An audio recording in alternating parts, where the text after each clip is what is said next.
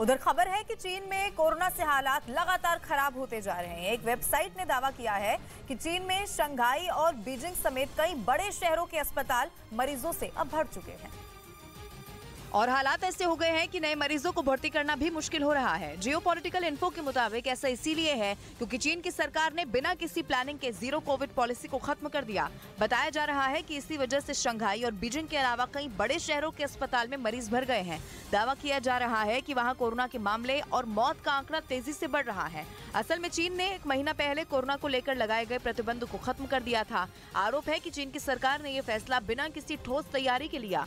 खबर है कि इसीलिए वहाँ धीरे धीरे हालात बद से बदतर होते जा रहे हैं।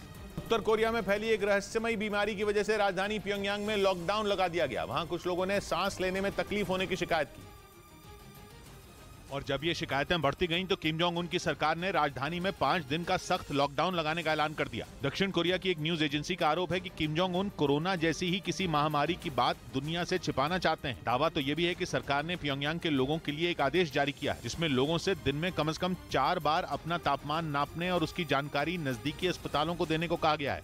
हालांकि इस आदेश में कहीं भी कोरोना का जिक्र नहीं किया गया है, लेकिन इस नई बीमारी के सारे लक्षण कोरोना की तरह ही नजर आते हैं। यही वजह है कि किम जोंग उनकी सरकार ने लोगों से ज्यादा सतर्क रहने की अपील की। हालांकि दूसरी तरफ अचानक लगे लॉकडाउन से वहां हड़कंप मच गया, जिसके बाद लोग जरूरत की चीजें इकट्ठा करने में जुटे दिखाई दिए। कोरोना के खिलाफ जंग में भारत को एक और हथियार मिल गया। गणतंत्र दिवस पर भारत में बनी दुनिया की पहली नेजल वैक्सीन लॉन्च कर दी गई, जिसकी ड्रॉप बूस्टर डोज की तरह ली जा सकेगी। भारत बायोटेक की नेजल वैक्सीन इनकोवैक को केंद्रीय स्वास्थ्य मंत्री मनसुख मांडविया ने लॉन्च किया और इसे भारत और विश्व कल्याण के लिए अहम बताया। हमारा लक्ष्य है देश और विश्व स्वस्थ रहे। भारत बायोटेक की नेजल वैक्सीन के लिए सरकार को प्रति डोज 325 रुपए, जबकि निजी अस्पतालों को इसके लिए 800 रुपए देने होंगे।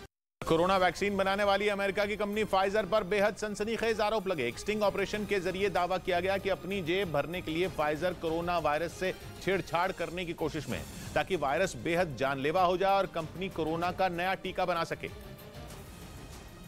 और इसका सबूत पेश करने के लिए अमेरिका के प्रोजेक्ट वेरिटास नाम के एक संगठन ने स्टिंग ऑपरेशन जारी कर दिया।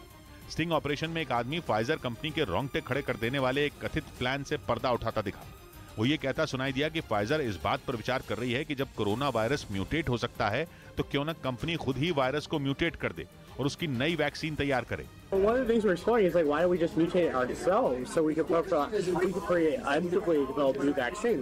इतना ही नहीं, उस शख्स ने कोरोना वायरस को म्यूटेट करने के लिए बंदरों को जरिया बनाने के बारे में सोचने का भी दावा किया।